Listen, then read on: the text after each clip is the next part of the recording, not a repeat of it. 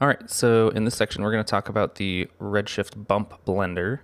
I've got these two guys here to help me out. So the idea with bump blender is that I can take a few different bump evaluations and mix them together. So in this case, I have two textures. We'll just take a look at them really quick. So I got this kind of speckly, dented, maybe looking pockmark texture, and I've also got this sort of smudgy looking texture, and I'm going to use both as the bump map. Now I could add these two guys together and then pipe it into bump map, but using the bump blender allows us to adjust their heights separately and how they blend together on the fly. So let's check it out. First off, I'm going to start by pumping my bump blender into the bump input, and then we'll take my speckly bump, and for now we'll just drop that in base, adjust these guys out.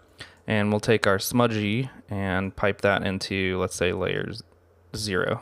So the base input is like your base layer in Photoshop or After Effects or whatever. And the layers above that, 0, 1, and 2, are going to be blended on top of that based on our blend weight. So let's take a look at what our shader looks like now. Just pump the material into the output. And you can see we only have our little pockmark bump showing up right now.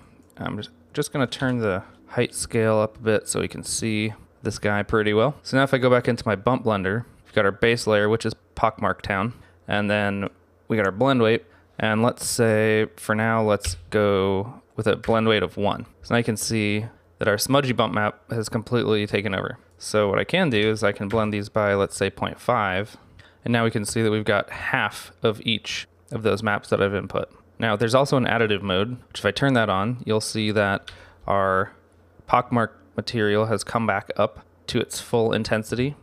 And if I flip blend weight of our smudgy all the way up to 1, you'll see that now we're getting those details as well.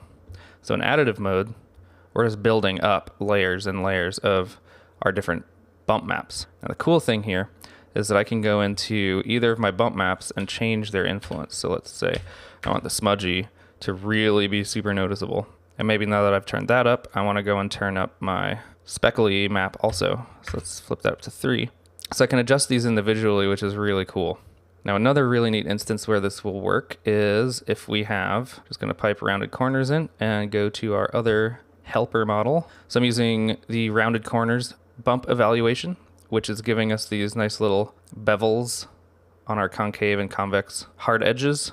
So I'm going to go ahead and plug rounded corners into our base and pipe the bump blender into the material. And now we're going to start layering our other bumps on top. So this guy in input 1, this guy in input 2.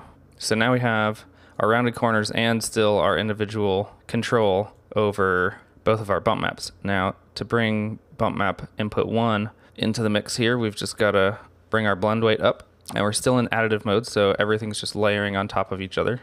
And just to reiterate what happens when you're not in additive mode, the blend weight is determining how much we mix the maps on top of the other bump channels. So if I take our speckly and flip that up to 1, you'll see we no longer have those rounded edges because layer 0 has overtaken the base layer. And if I take our smudgy and dial that up to 1, you'll see our speckly is gone because layer 1 has completely overtaken layer 0.